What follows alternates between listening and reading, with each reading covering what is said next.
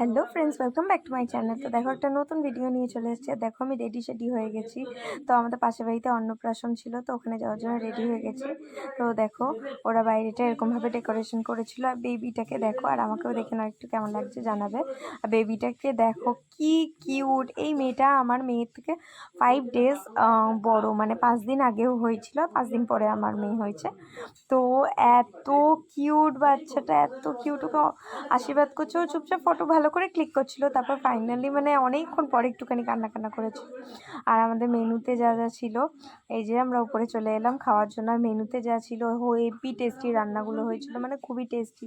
তো ফার্স্টে ছিল পনির পাসিন্দা আর স্যালাড, আর এদিকে সাদা ভাত, ভেজ ডাল, মিক্স ভেজ, আলুর চিপস, তারপরে ভেটকি পাতুরি, তারপরে কাতলা মাছের ঝোল, তারপরে পাঁপড়, চাটনি, মিষ্টি 2 রকমের, আর পায়েস, আর আইসক্রিম, আর পান মশালা।